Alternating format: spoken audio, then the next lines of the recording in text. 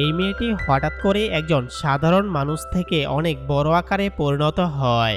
আসলে একটি এলিয়েন স্পেসশিপের হামলার কারণে মেয়েটি এত বড় হয়ে যায় এবং এরপর তার স্বামীর পেছনে পড়ে যায়।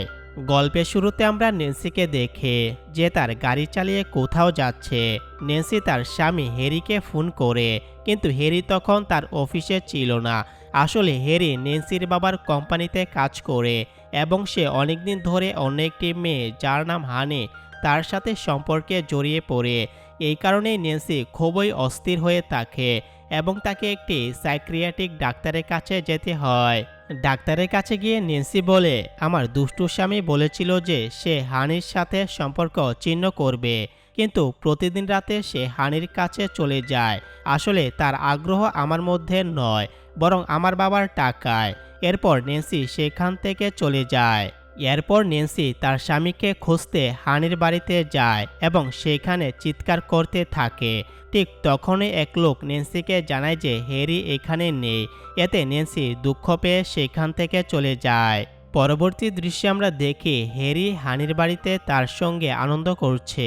এখানে বোঝা যায় হ্যারি তার স্ত্রী নেন্সিকে সরিয়ে দিয়ে তার বাবার টাকার সাহায্যে হানির সাথে মজা করতে চায়।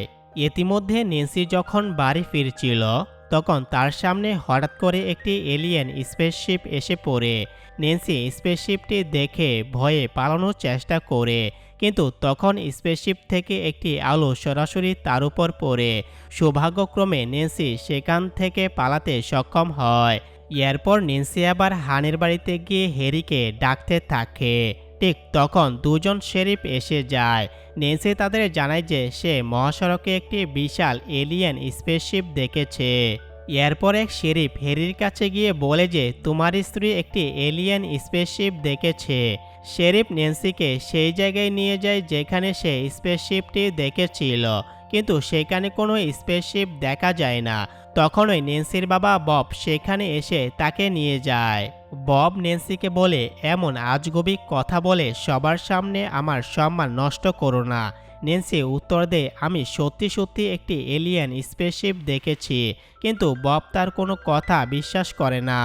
এরপর রাতে নেন্সি হ্যারির সঙ্গে দেখা করে এবং তাকে এলিয়েন স্পেসশিপের ঘটনাটি জানায়। হ্যারি নেন্সির কথা বিশ্বাস করে।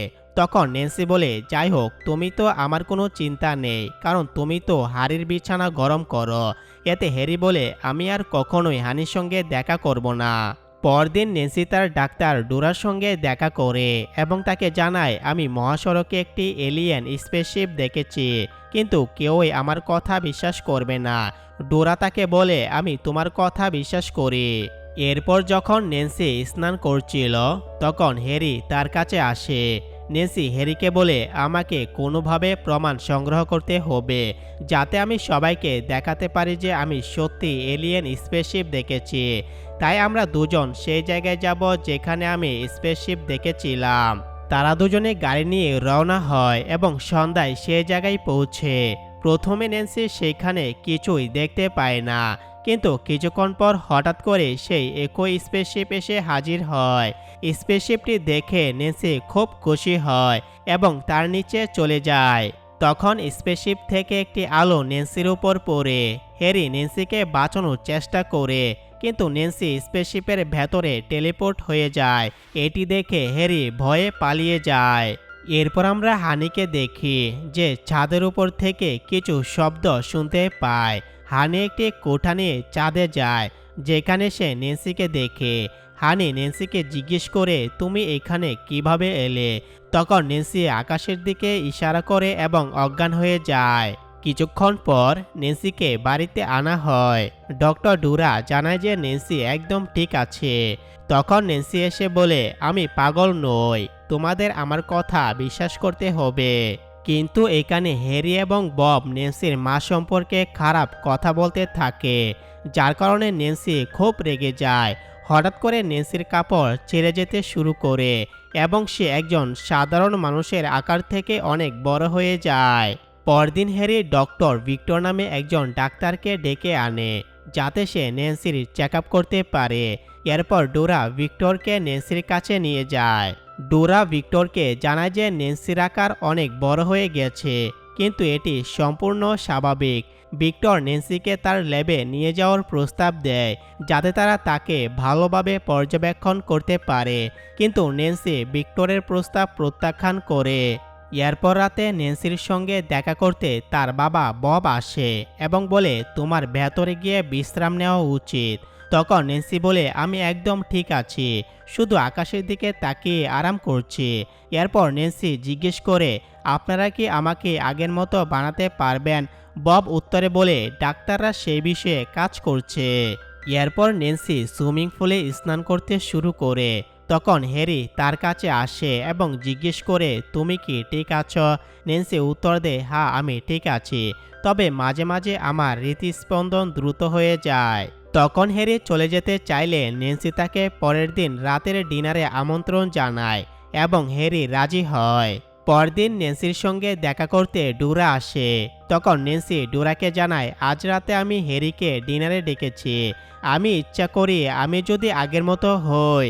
এই কথা শুনে ডোরা খুশি হয়। এরপর ভিক্টর ডোরা এবং ন্যান্সিকে বাইরে ডাকে এবং আমরা দেখি ভিক্টরের হাতে একটি বিশাল ইঞ্জেকশন। ন্যান্সি বাইরে এসে ভিক্টরের কাছে ইঞ্জেকশন নিয়ে জানতে চায়।